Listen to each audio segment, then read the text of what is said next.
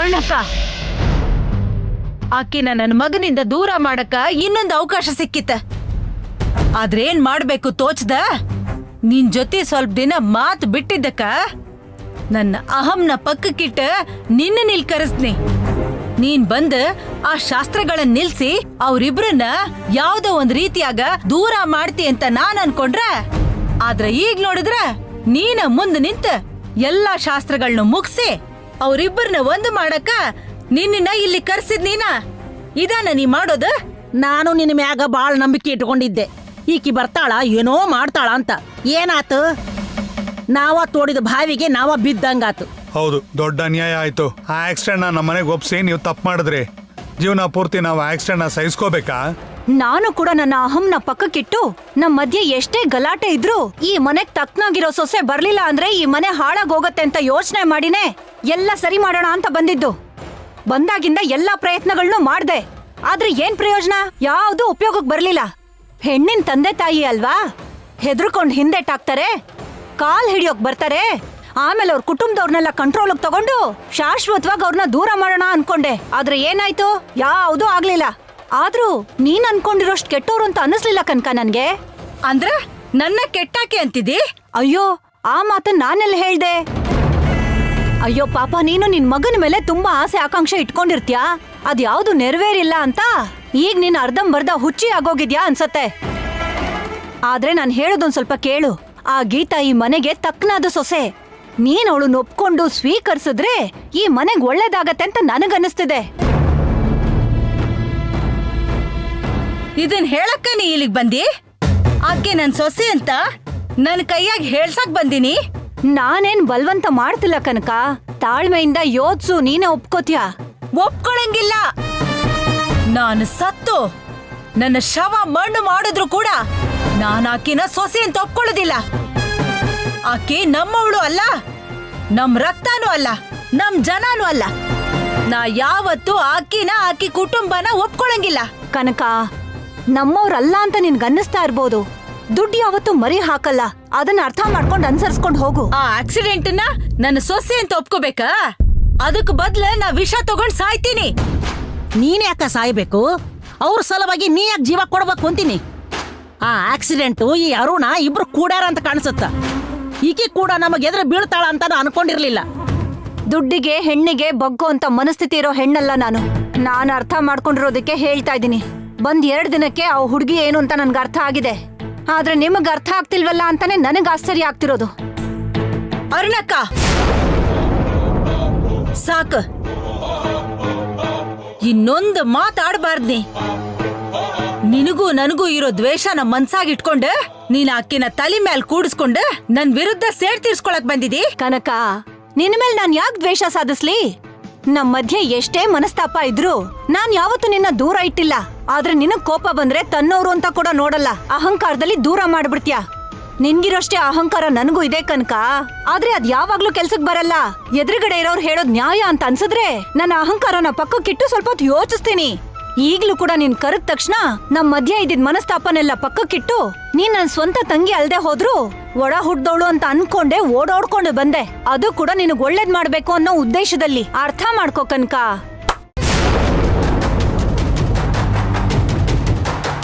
ಸಾಕ, ನೀ ನನಗ್ ಒಳ್ಳೇದ್ ಮಾಡಿದ್ದ ಬಹಳ ಚಂದ ಐತಿ. ಜೀವನ ಪೂರ್ತಿ ನೆನ್ಪಿಟ್ಕೋತೀನಿ. ನೀನು ಬೇಕು ಅಂತನ ಆಕಿನ ನನ್ ನೆತ್ತಿ ಕಟ್ಟಿ ಹೋಗ್ತಿದ್ದೆ. ಆಕಿನ ಒಪ್ಪಂಗಿಲ್ಲ. ಆಕಿ ಕುಟುಂಬನ ಯಾರನ್ನ ಒಪ್ಪಂಗಿಲ್ಲ. ನೋಡ್ತೇನೆ. ಆಕಿ ನನ್ನ ಮಗನ್ನ ಮೋಡಿ ಮಾಡಿ ಬಲಿಗೆ ಹಾಕೊಂಡಾಳ.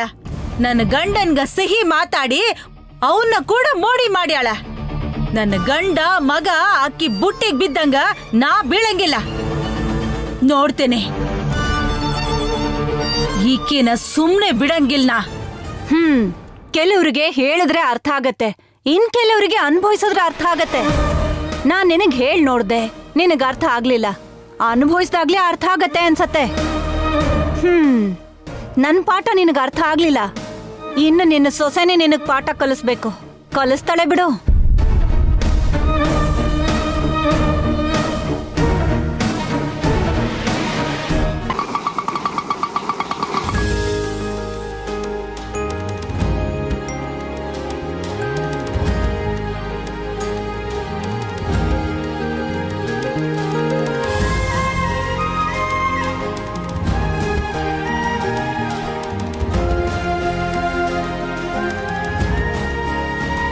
ಹೇಯ್ ಅವ್ರಿಗೆಲ್ಲದನ್ನು ತರ ಹೇಳಿದೆ ತಾನೆ?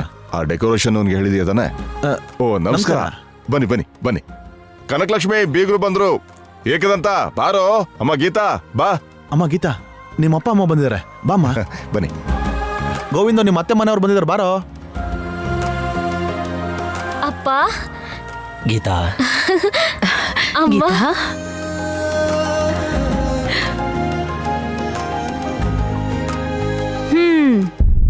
ಏನ್ ಪಲ್ಲವಿ ಅವರೇ, ನಮ್ಮನೆಗ್ ಹೆಣ್ಣು ಒಪ್ಸಿದಾಯ್ತಲ್ಲ, ಇನ್ 16ನೇ ದಿನದ ಶಾಸ್ತ್ರ ಕರ್ಕೊಂಡು ಹೋಗಕ್ ಬರ್ತೀರಾ ಅನ್ಕೊಂಡಿದ್ದೆ.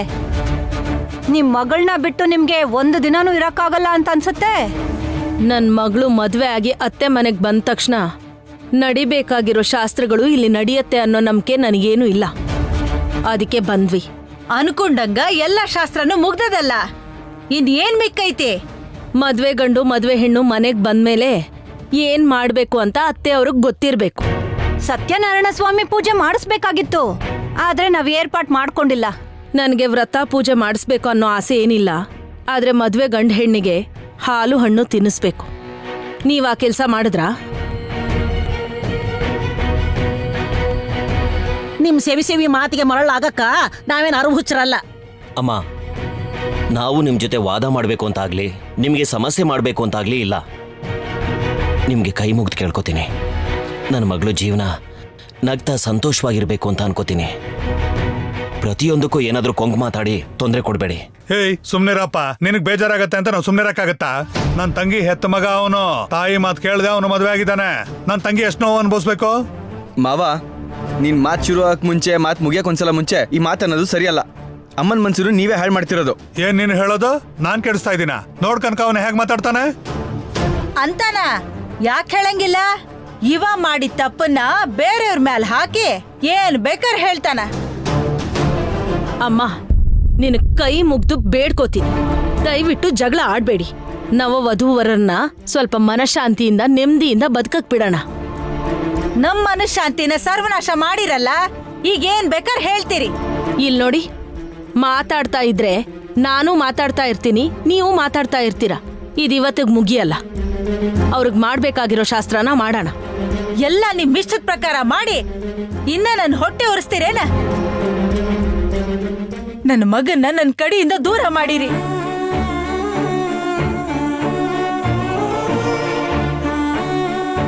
ಕನಕ, ಏನಿದು? ನಿನ್ ಮಗ ಹೊಸದಾಗಿ ಸಂಸಾರ ಶುರು ಮಾಡ್ತಿದ್ದಾನೆ. ನೀನ್ ಹೀಗೆ ಕಣ್ಣಲ್ಲಿ ಕಣ್ಣೀರ್ ಹಾಕೊಂಡಿದ್ರೆ ಅವ್ನ್ ಹೇಗ್ ಸಂತೋಷವಾಗಿರ್ತಾನೆ ಹೇಳು? ಇವ ಇನ್ನ ಸಂತೋಷವಾಗಿರಂಗಿಲ್ಲ.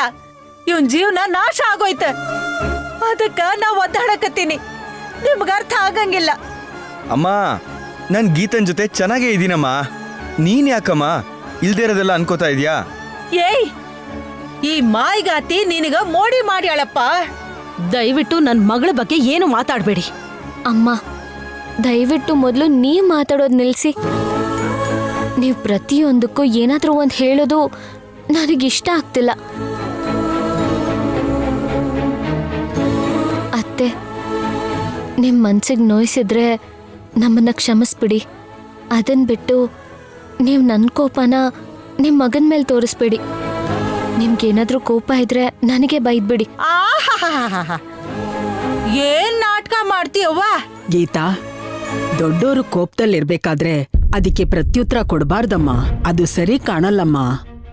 ಪಲ್ಲವಿ, ಈಗ ನೀನೇನು ಮಾತಾಡ್ದೆ ಮಾಡ್ಬೇಕಾಗಿರೋ ಕೆಲ್ಸನ ಮಾಡು. ಗೀತಾ, ನೀನು ನಿನ್ ಗಂಡ ಅಲ್ಲಿ ಕೂತ್ಕೊಳ್ಳಿ. ಅಮ್ಮ ಗೀತಾ, ಬಾಯಿಲಿ ಕೂತ್ಕೋ. ಬಾ ಬಾ ಬಾ ಅಮ್ಮ. ಹೇಯ್ ಕೂತ್ಕೊಳ್ಳ, ಅಲ್ಲಿ ಕುಂದ ಕೂತ್ಕೊಳ್ಳ, ಕೂತ್ಕೊಳ್ಳ.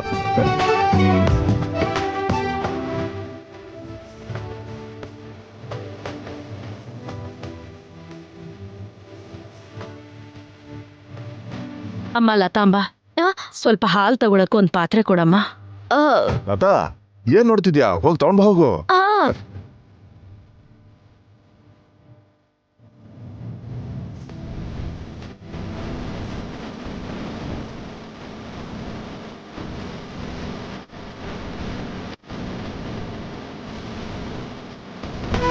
ನಮ್ ಶಾಸ್ತ್ರದ ಪ್ರಕಾರ ಮದುವೆ ಹುಡುಗನ್ಗೆ ಮದುವೆ ಆಗಿದ್ ಮೊದಲನೇ ದಿನ ಹಸುವಿನ ಹಸಿ ಹಾಲಲ್ಲಿ ಬಾಳೆಹಣ್ಣು ಅದ್ದಿ ತಿನ್ನಿಸ್ತೀವಿ. ಇದೇನಪ್ಪ ದೇವ್ರೆ, ನನಗೆ ಹಾಲು ವಾಸನೆ ನೋಡಿದ್ರೆ ವಾಂತಿ ಬರುತ್ತೆ. ಇವಾಗ ಏನ್ ಮಾಡೋದಪ್ಪ ದೇವ್ರೆ? ಅವರು ಹಾಲು ಹಣ್ಣು ತಿಂತಾ ಇದಾರೆ, ನಾವ್ ಯಾವಾಗ ತಿನ್ನೋದು? ಯಾವಾಗ ಹೇಳು? ಬಾಯಿ ಮುಚ್ಕೊಂಡು ಸುಮ್ಮನೆ ನಿಂತ್ಕೋ.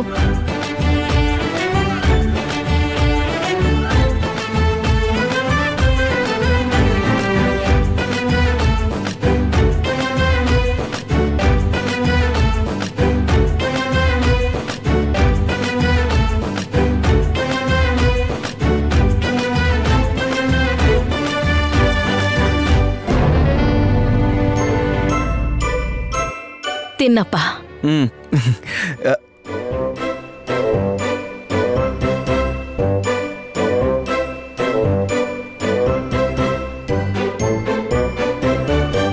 ಏನಪ್ಪ ನೀನು ಚಿಕ್ಕ ವಯಸ್ಸಿನಾಗ ಹಾಲ್ ಕುಡಿಯಪ್ಪ ಆರೋಗ್ಯಕ್ಕೆ ಒಳ್ಳೇದಂತ ಹಾಲ್ ಕಾಯಿಸಿ ತಗೊಂಡ್ ಬಂದ್ ಕೊಟ್ರ ಒಂದು ಗುಟುಕು ಕುಡಿದ ಹಾಲ್ ನೋಡ್ತಿದ್ದಂಗ ವಾಂತಿ ಮಾಡ್ಬಿಡ್ತಿದ್ದಿ.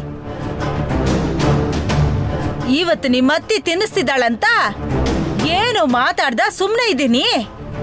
ಆ ಹಸಿ ಹಾಲ್ ಜೊತೆಯಾಗ ಆ ಹಣ್ಣು ಹೆಂಗ್ ತಿಂತಿದ್ದೀನಿ, ಅದು ಇದರಿಂದನ ಗೊತ್ತಾಗ್ತೈತಿ ನೀ ಅವ್ರ ಬುಟ್ಟಿಯಾಗ ಹೆಂಗ್ ಬಿದ್ದಿದಿ ಅಂತ.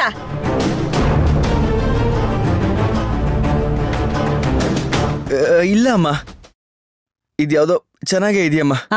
ಚಂದ ಚಂದ, ಬಹಳ ಚಂದ ಇರುತ್ತ, ಯಾಕಿರೋದಿಲ್ಲ? ಪೂರ್ವಿ, ನಿನ್ ತಂಗಿ ಮೈದ್ ನನ್ಗೆ ತಿನ್ಸಮ್ಮ.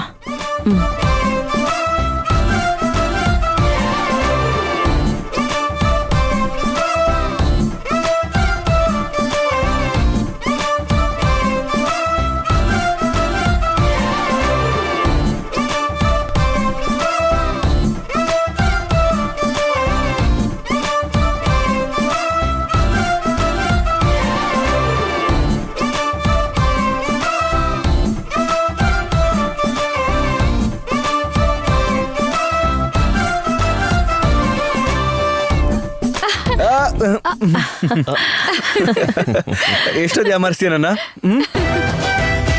ತಿನ್ರೋ ಹಾಲು ಹಣ್ಣು, ನೀವೇ ತಿನ್ರಿ, ನನ್ನ ಹೊಟ್ಟೆ ಉರಿತಾ ಇದೆ ಇಲ್ಲಿ.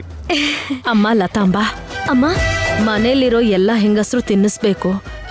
ನೀನು ತಿನ್ಸಮ್ಮ ಅವನ್ಗೆ. ಏನು ಈ ಮನೆ ಸೊಸೆಗೆ ತಿನ್ಸು ಅಂತ ಹೇಳ್ತಿದ್ದೀರಲ್ಲ? ನ್ಯಾಯವಾಗಿ ಹೇಳ್ಬೇಕು ಅಂದ್ರೆ ಹುಡುಗಿ ಅತ್ತೆ ತಾನೇ ತಿನ್ನಿಸ್ಬೇಕಾಗಿರೋದು. ನ್ಯಾಯವಾಗಿ ಅದನ್ನೇ ಮಾಡ್ಬೇಕು. ಈಗ ನಾನ್ ಹೇಳಿದ್ರೆ ಅವ್ರು ಕೇಳ್ತಾರಾ? ಮತ್ತೆ ಇನ್ನೊಂದ್ ಜಗಳ ಆಗ್ಬಿಡುತ್ತೆ. ಅವ್ರು ಹೇಗಿದ್ರು ಮಾಡಲ್ಲ.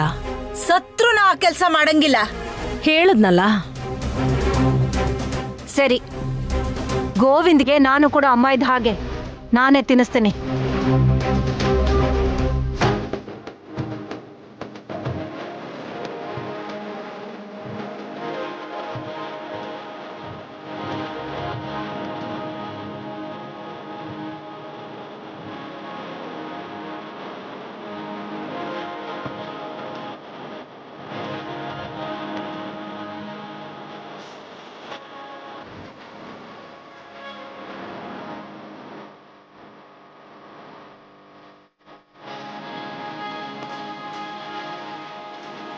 ಅದ್ಗೆ ಇವಾಗಲೇ ಹಾಲು ವಾಸನೆಯಿಂದ ವಾಂತಿ ಬರೋ ಥರ ಆಗಿದೆ. ನೀವು ಅಷ್ಟು ದೊಡ್ಡ ಪೀಸನ್ನ ಆ ಹಾಲು ಒಳಗಡೆಗೆ ಸ್ವಲ್ಪ ಅದ್ದಿ ಸಾಕು. ಹಾಗೆಲ್ಲ ಅನ್ನೋ ಹಾಗಿಲ್ಲ, ತಿನ್ನು ನೀನು.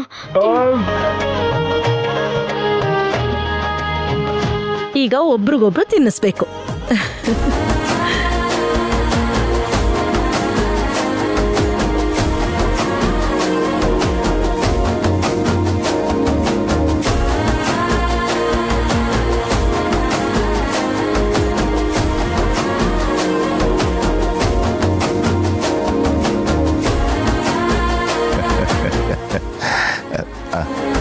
ಇದೆಲ್ಲ ಆದ್ಮೇಲೆ ಮಕ್ಳಿಗೆ ನಡಿಬೇಕಾಗಿರೋ ಶಾಸ್ತ್ರನೆಲ್ಲ ಮುಗಿಸಿ ಮೊದಲನೇ ರಾತ್ರಿಗೆ ಏರ್ಪಾಡು ಮಾಡಿ ಪುರೋಹಿತರ ಹತ್ರ ಮಾತಾಡಿ ಒಳ್ಳೆ ಮುಹೂರ್ತ ಕೂಡ ಇಟ್ಸ್ಕೊಂಡು ಬಂದಿದ್ದೀವಿ.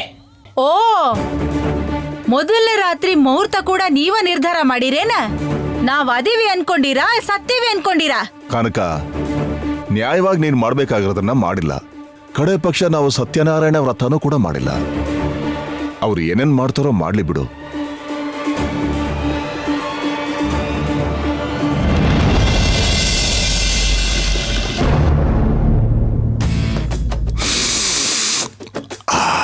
ಜುಮ್ಮನ್ ಅಂತಿದೆ ಮೈ ಜುಮ್ ದಿಮ್ಮಂತಿದೆ ತಲೆ. ಅಪ್ಪ ಏನಿದು ಯಾವ್ದೋ ಸಾಂಗ್ ಹೇಳ್ಕೊಂಡು ಯಾವ್ದ್ಯಾವ್ದೋ ಸ್ಟೆಪ್ ಆಗ್ತಾ ಇದೆಯಲ್ಲ. ಸಕ್ಕ ಜಾಲಿಯಾಗಿದ್ದೀನಿ ಕಣೋ. ಐ ನೀನ್ ಸ್ವಲ್ಪ ಹಾಕ್ತೀನಿ ಕಣೋ. ಕಡಿಮೆನೆ ಹಾಕು.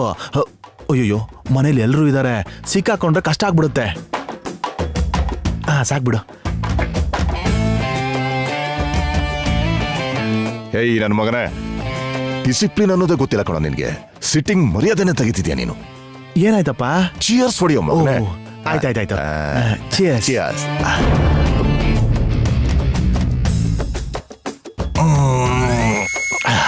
ಯಾಕಪ್ಪ ಟವಲ್ ಅಡ್ಡ ಹಾಕೊಂಡ್ ಕುಡಿತಾ ಇದ್ಯಾ? ಗೂಬೆ ನನ್ನ ಮಗನೇ, ತಂದೆ ಜೊತೆ ಕುತ್ಕೊಂಡು ಕುಡಿತಿದ್ಯಾ ಕಣೋ ನೀನು. ನಿಂಗಂತೂ ನಾಚಿಕೆ ಇಲ್ಲ. ಕಡೆ ಪಕ್ಷ ನನಗ್ ನಾಚಿಕೆ ಆಗೋದು ಬೇಡವಾ? ಅದಕ್ಕೆ ನನ್ನ ಮರ್ಯಾದೆ ನಾನು ಉಳಿಸ್ಕೊತಾ ಇದ್ದೀನಿ. ಹೌದೌದು, ನಿಂಗೆ ಒಳ್ಳೆ ಮರ್ಯಾದೆ ಇದೆ ಬಿಡು. ನೀನೇ ನನ್ನ ಕುಡಿಯಕ್ ಬಾ ಅಂತ ಕರೆದು ಮರ್ಯಾದೆ ಬಗ್ಗೆ ಮಾತಾಡ್ತಾ ಇದ್ಯಾ?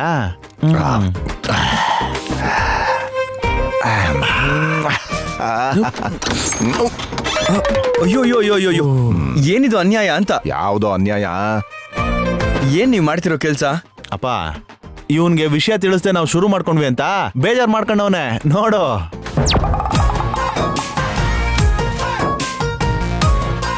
ಏಯ್, ಇಷ್ಟು ದಿವಸ ನೀನು ಕಳ್ಳನ ಮಗ, ಈಗ ಮದುಮಗ. ಇನ್ಮೇಲೆ ಇದೆಲ್ಲ ನಡೆಯಲ್ಲ. ಇನ್ನೇನಾದ್ರೂ ಬೇಕು ಅಂದ್ರೆ ನಿನ್ನ ಹೆಂಡತಿ ಕೈ ಕಾಲಿಗೆ ಬಿದ್ದು ನಿನ್ನ ಹೆಂಡತಿಯಿಂದ ಪರ್ಮಿಷನ್ ಲೆಟರ್ ತಗೊಂಡ್ ಬಂದು ತೋರಿಸಿದ್ರೆ ಆಗ ನಾವು ಪರ್ಮಿಷನ್ ಕಾಣ್ತೀವಿ. ಇವತ್ತಂತೂ ನಿನಗೆ ಪರ್ಮಿಷನ್ ಲೆಟರ್ ಸಿಗೋಲ್ಲ, ಆಮೇಲೂ ಸಿಗುತ್ತೋ ಇಲ್ಲೋ ಗೊತ್ತಿಲ್ಲ. ಅದರಿಂದ ಇನ್ಮೇಲೆ ಇಲ್ಲಿಗೆ ಬರ್ಬೇಕಾದ್ರೆ ಮೂಗಿಗೆ ಕ್ಲಿಪ್ ಹಾಕೊಂಡು ಬಾ. ಅಪ್ಪ ನೀವೇನ್ ಇಲ್ಲಿ ಕುಡಿತಾ ಇದ್ದೀರಾ? ಮನೇಲಿ ಅಷ್ಟು ಜನ ಇರ್ಬೇಕಾದ್ರೆ. ಲೈ, ನ್ಯಾಯವಾಗಿ ಹೇಳ್ಬೇಕು ಅಂದ್ರೆ ನಿನ್ನ ಮದುವೆಗೆ ಡಿಜೆ ಹಾಕೊಂಡು ಡಿಚ್ಚಿಕ ಡಿಚ್ಚಿಕ ಡಿಚ್ಚಿಕ ಡಿಚ್ಚಿಕ ಅಂತ ಡ್ಯಾನ್ಸ್ ಮಾಡ್ತಾ ಊ ಅಂತ ಕೂಗಾಡ್ತಾ ಹಾಡು ಹಾಡ್ಕೊಂಡು ಎಣ್ಣೆ ಹೊಡ್ಕೊಂಡು ಮಜಾ ಮಾಡ್ಬೇಕು. ಇಷ್ಟು ವರ್ಷ ನಿಮ್ಮ ಅಮ್ಮ ಬಂದಿರೋ ತರ ಡ್ಯಾನ್ಸ್ ಮಾಡ್ತಿದ್ರೆ ಅದನ್ನ ಕಂಟ್ರೋಲ್ ಮಾಡೋದ್ರಲ್ಲೇ ಸಾಕಾಗೋಯ್ತು ನನ್ನ ಬದುಕು. ಏಯ್, ನಿನ್ನ ಮದುವೆಲಿ ನಾನು ಯಾವಾಗ್ಲೂ ಎಂಜಾಯ್ ಮಾಡಿದ್ದೀನಿ. ಅದಕ್ಕೆ ಕಡೆ ಪಕ್ಷ ಈ ತರ ಎಂಜಾಯ್ ಮಾಡ್ತಾ ಇದೀವಿ. ನೀನಾದ್ರೂ ಹಾಲು ಹಣ್ಣು ತಿಂದೆ, ನಾವು ಬರೀ ಉಪ್ಪಿನಕಾಯಿ ನಗ್ತಿದೀವಿ.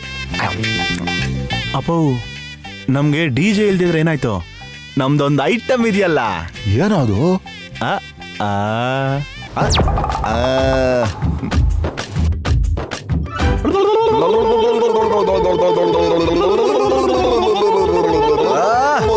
ಅಪ್ಪ ಏನಿದು? ಲೈ, ಈಗ ನಮ್ಮನೆ ಅರ್ಧ ಸಾತ್ವಿಕ ಆಗಿದೆ ಕಣೋ. ಅಪ್ಪ ನೀನ್ ಸುಮ್ನೆ ಹಂಗೆಲ್ಲ ಅನ್ಬೇಡ, ಸಾಫ್ಟ್ ಆಗಿದೆ ಅನ್ನು. ಎರಡು ಒಂದೇ ಅಲ್ವನೋ? ನಮ್ ಭಾಷೆಯಲ್ಲಿ ಅದನ್ನ ಸಾತ್ವಿಕ ಅಂತಾನೆ ಅಂತಾರೆ. ಸಾತ್ವಿಕ ಅಂದ ತಕ್ಷಣ ಅದೇನ್ ಬೇರೆ ಆಗ್ಬಿಡ್ತೇನೋ? ನಮ್ಮ ಸ್ಟೈಲಲ್ಲಿ ನಾವು ಎಂಜಾಯ್ ಮಾಡ್ತಾ ಇದೀವಿ. ಸಂತೋಷ ಅಂದ್ರೆ ಇದೆ ಅಲ್ವೇನೋ ಗೋವಿಂದ. ಹೇಳಪ್ಪ, ಇನ್ನೊಂದ್ಸರಿ ಮಾಡಿ ತೋರ್ಸೋಣ.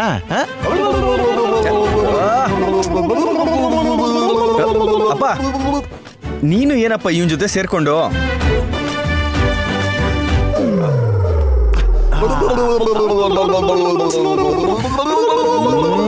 ಏ ನಿಲ್ಸಿ ಇಬ್ರುವೆ. ಅಪ್ಪ ಏ ಬಾಯ್ ಮುಚ್ಚ್ರಿ. ಯಾರಮ್ಮ ಅದು? ಓ ಲತಾ, ಹಾಕ್ತಾ ಇದೀವಿ ನಾವು ಸುಕ್ಕ. ನೀನೋಗ ಪಕ್ಕ. ಅತ್ತೆ ಏನಾದ್ರೂ ನೋಡಿದ್ರೆ ಅವ್ರಿಗೆ ಏರಿ ಒಡೆದಾಕ್ತಾರೆ. ನಿಮ್ ಮುಖ ಬಿದ್ದಿದ್ ಫೋರ್ಸಿಗೆ ಒಡೆದು ಹೋಗುತ್ತೆ ನಿಮ್ ಟೊಂಕ. ಏನಮ್ಮ, ನೀನು ಕೂಡ ನಿಮ್ಮ ಅತ್ತೆ ತರನೇ ಮಾತಾಡ್ತಾ ಇದ್ಯಾ? ಏನ್ ನಿಮ್ ಗೋಳು? ಏನಕ್ಕೆ ಇಲ್ಲಿ ಕೂತ್ಕೊಂಡು ಕುಡಿತಾ ಇರೋದು? ನಿಮ್ ಗಲಾಟೆ ಅಲ್ಲಿವರೆಗೂ ಕೇಳಿಸ್ತಾ ಇದೆ. ಅವ್ರ ಗೋಳು ಏನು ಅಂತ ಕೇಳು ಅಂತ ಅತ್ತೆನೆ ಕಳ್ಸಿದ್ದು. ಅರೆ ಇವಳ, ಈ ಮದ್ವೆ ಗಲಾಟಲ್ ಕೂಡ ನಾವು ಕೂಗಾಡೋದು ಕೇಳಿಸ್ತಿದೆ ಅಂದ್ರೆ ನಿಮ್ಮ ಅಮ್ಮನ ಸಾಮಾನ್ಯ ಕಿವಿ ಅಲ್ಲ ಕಣೋ, ಹಾವಿನ ಕಿವಿ. ನಿಮ್ಮ ಅಮ್ಮನ ಕ್ವಾಲಿಟೀಸ್ ಒಂದ ಎರಡೋ? ನರಿ ಬುದ್ಧಿ, ಗೂಬೆ ಕಣ್ಣು, ಹಾವಿನ ಕಿವಿ. ಅಬ್ಬಬ್ಬಬ್ಬಬ್ಬ, ಅದ್ಯಾವುದೋ ಪ್ರಾಣಿಗಳ ಚಾನಲ್ ಇದೆ ನೋಡು. ಆ ಪ್ರಾಣಿಗಳೆಲ್ಲ ನಿಮ್ಮ ಅಮ್ಮನ ಬಾಡಿಲಿದ್ದ ಕಣ್ರು. ಅಪ್ಪ ಮೊದ್ಲು ಅಮ್ಮನ ಬಗ್ಗೆ ಕೀಳಾಗಿ ಮಾತಾಡೋದನ್ನ ನಿಲ್ಸು. ಈ ನನ್ನ ಮಗನ ರೋಷ ನೋಡು. ನಾನ್ ಮದುವೆ ಮಾಡ್ಸೋದಕ್ಕೆ ಮದುವೆ ಆಯ್ತು, ಈಗ ಇವನು ಅಮ್ಮಂಗೆ ಸಪೋರ್ಟ್ ಮಾಡ್ತಾ ಇದ್ದಾನೆ. ಅಪ್ಪ ಏನ್ ಬೇಕಾದ್ರೂ ಆಗ್ಲಿ, ನನಗೆ ಅಮ್ಮನೇ. ಅವ್ರ ಬಗ್ಗೆ ಕೀಳಾಗಿ ಮಾತಾಡಿದ್ರೆ ನಂಗೆ ತಡ್ಕೊಳಕ್ಕಾಗಲ್ಲ. ಏಯ್, ನಿಮ್ಮ ಅಮ್ಮಂಗೆ ಹೀಗೆ ಮಾತಾಡಿದ್ರೆ ನಿಂಗೆ ತಡ್ಕೊಳಕ್ಕಾಗಲ್ವಾ? ಈಗ ನೀನ್ ಮದುವೆ ಮಾಡ್ಕೊಂಡು ಬಂದಿದ್ಯಲ್ಲ ನಿಮ್ಮ ಅತ್ತೆ ಮನೆಯಿಂದ, ಆ ಮನೆ ಅಂದ್ರೆ ನಿಮ್ಮ ಅಮ್ಮಂಗೆ ಕಾಲಿಂದ ತಲೆವರೆಗೂ ಉರಿಯುತ್ತೆ.